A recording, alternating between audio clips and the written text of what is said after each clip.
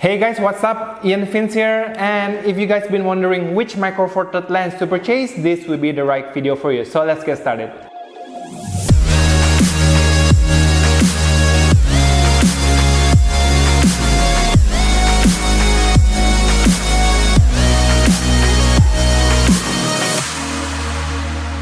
I've been shooting on the Micro Four Thirds system for the past 2 years. Especially on Lumix GH5 and Lumix G9 for all my photography and videography works. And there's 3 lenses that I want to share with you that I've been using most of the time.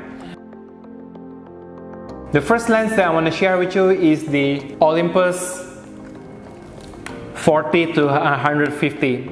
I'm using this lens most of the time for my concert coverage work because sometimes I have to stand quite a distance from the stage. So if you notice that 150mm on Micro Four Thirds is equivalent to 300 on full frames, so I can get a tight shot on the singers or on the bands. One of the reasons this will be a good purchase for you is because of the price. It's really value for money.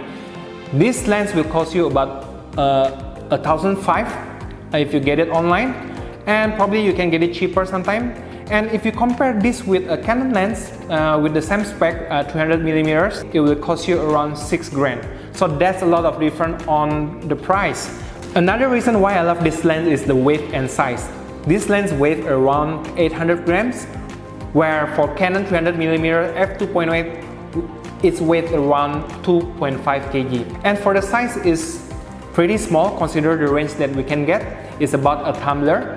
I guess this will be a perfect lens if you like wildlife photography or sports photography because it's really handy, easy to carry everywhere, compare if you're using a full frame systems. The last reason why I love this lens is the focusing. It tracks really well with my GH5 and G9s. As you can see on my example now, it tracks really well. So even though it's not a native lens, but it works really damn good on my GH5 and G9.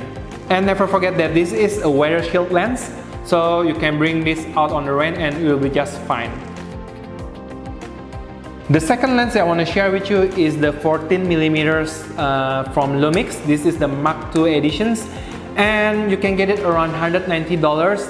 And the weight is only about 50 grams. It's really lightweight. I almost don't feel a thing.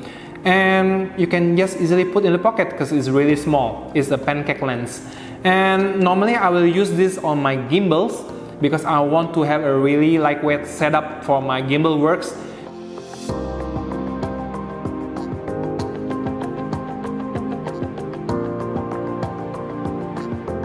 If you're traveling, right, this will be a perfect lens as well, because when you put this on a GX9, it's really small.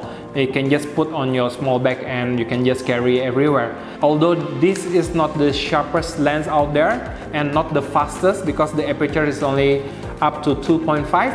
And if you're looking for a budget wide angle lens, this will be a perfect choice for you. Okay, the third lens that I want to share with you is the Panasonic LEICA 42.5mm with 1.2 in aperture. So it's equivalent to 85mm if we compare with a full frame cameras. One of the reasons why I love this lens is because of the price.